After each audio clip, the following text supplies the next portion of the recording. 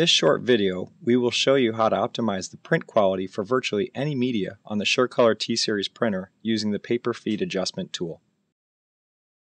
In this example, we're making a poster using the speed mode onto a 32-pound bond plain paper. The print looks pretty good overall, but when viewed close up there are slightly visible horizontal lines. This is what is called banding. The reason that these bands appear is that the distance the paper moves forward after each pass of the print head is just a little too short. The printer's default paper settings work very well for Epson and most other brand papers. However, the variation in paper from different manufacturers such as thickness and weight and surface roughness can cause the paper to feed forward at slightly different rates. The good news is that it's very simple to optimize the print quality by adjusting the paper feed amount using a utility called Paper Feed Adjuster. Paper Feed Adjuster is part of the program called Epson LFP Remote Panel 2. When the Remote Panel 2 program first launches, we select our printer from the drop-down list. Next, we want to click on the Paper Feed Adjuster button.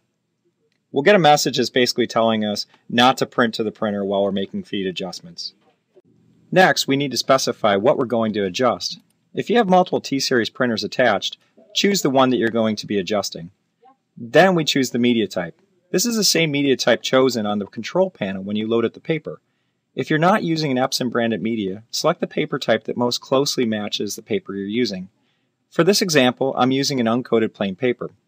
One thing to note is that if you're adjusting the CAD line drawing print mode, you'll want to choose a paper type that ends in line drawing. Then we choose the paper source. I'm using roll paper, so we'll leave this set to roll paper. And lastly, we want to choose the right print quality mode. The poster that I'm making, I'm printing in our speed mode at 360 by 720 dpi. Then we just want to click the Details button. We now get a window where we're going to make the paper feed adjustment. Click on the Print button, and in the Page Setup windows, simply leave the default values and press OK. We'll get a message summarizing what we are going to print. Just click OK and begin the print. What is going to happen here is that the utility will print a test pattern with 5 different media feed values within the media feed adjustment range. The default range is from -0.25% to +0.25%. As we look at the 5 different patterns starting with a -25, we see a noticeable dark band. The dark band begins to fade away at a value of 0, looks pretty good around 13, and we start seeing a white band at 25. So based on what we just saw, the ideal paper feed advance value is somewhere between 0 and +25. Let's narrow the range to be between 0 and 25 and run this test pattern again.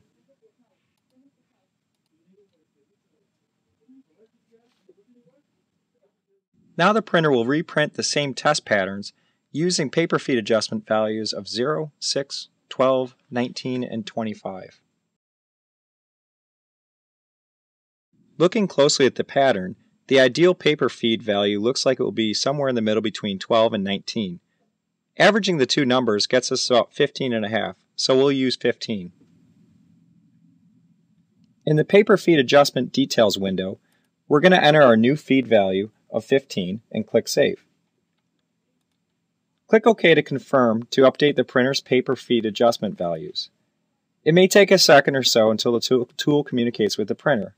Once complete, you'll get a message that everything's been saved. Click OK to continue and then close the utility. Now, with the printer set up for the specific paper, let's print the poster again to see the improvements.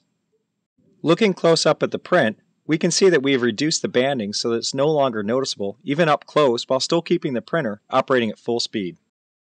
To view similar videos or learn more about our SureColor T-Series printers, visit us online at proimaging.epson.com.